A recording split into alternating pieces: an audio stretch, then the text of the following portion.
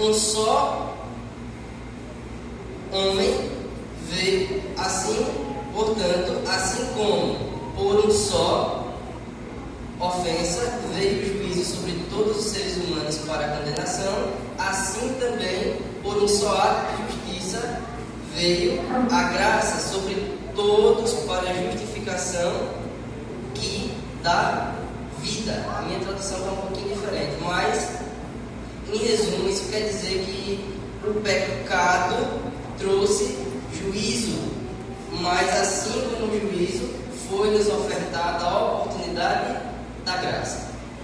Agora eu convido vocês a fazer uma linha, a criar uma linha cronológica na cabeça de vocês, ok?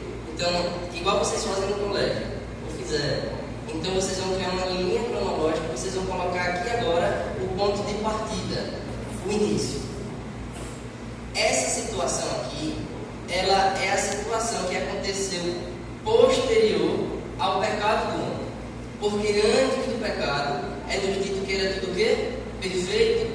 Tudo era perfeito. Não existia doença, não existia morte, não existia dor, não existia sofrimento, não existia dúvida, as árvores não tinham espinhos.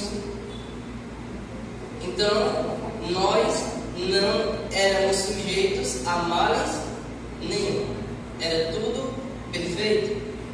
E essa foi a condição a qual nós nos encontramos após o pecado, destituídos da graça de Deus. Ainda para dar introdução, ainda para dar base a esse primeiro momento, eu peço que vocês abram as Bíblias de vocês agora em Efésios, capítulo 4, versículo 18. Efésios, capítulo 4, versículo 18.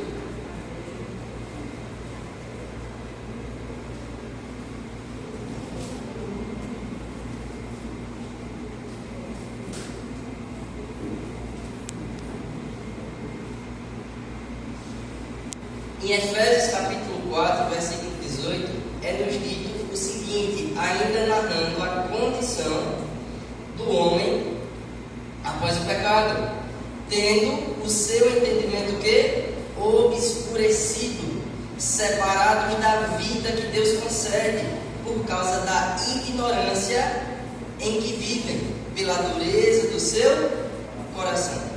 Então, a partir do momento em que nós pecamos e fomos destituídos da graça de Deus, da completa graça de Deus, o nosso coração se obscureceu, o nosso coração se endureceu, os nossos sentidos também se obscureceram.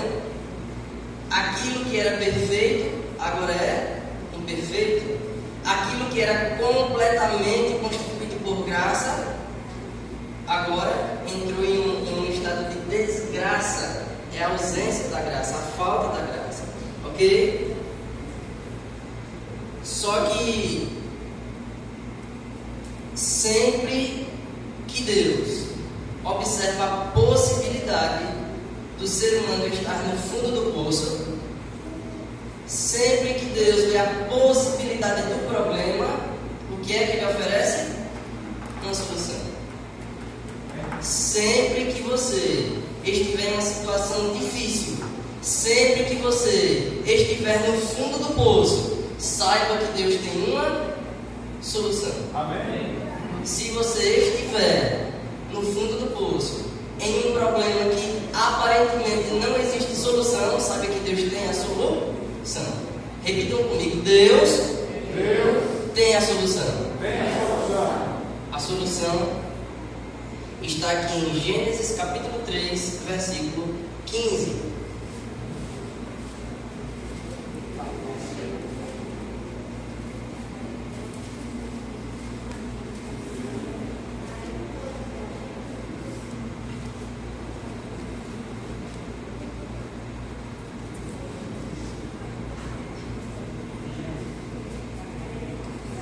Gênesis capítulo 3, verso 15. Em Gênesis capítulo 3, narra exatamente o momento posterior ao pecado. E Diz assim, ó: porém o quê? Inimizade entre você e a mulher, entre a sua descendência e o descendente dela. Ela lhe ferirá a cabeça e você lhe ferirá o calcanhar. Eu vou abrir um parêntese aqui, só para a gente fazer a observação em uma frase, em uma parte desse versículo. A primeira parte diz assim, ó: porém o quê? Inimizade. Porém inimizade. E eu estava vendo em um estudo recente que essa palavra, por mais simples que ela pareça, porém inimizade, ela quer dizer o seguinte: o ser humano era completamente cheio da graça. A partir do momento que ele peca, ele se torna o quê? Totalmente suscetível ao pecado. Totalmente desgraçado. Totalmente esvaziado da graça. Então, e se quem causou isso? Quem foi o causador disso? Foi o diabo.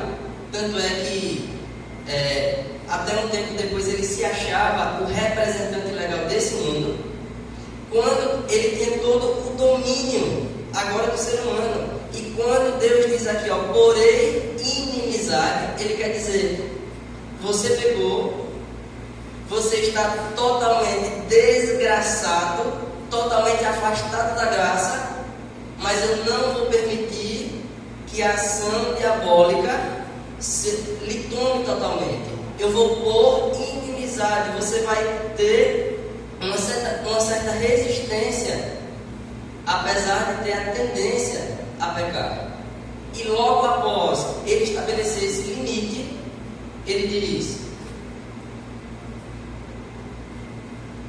porém inimizade entre você e a mulher, entre a sua descendência e o descendente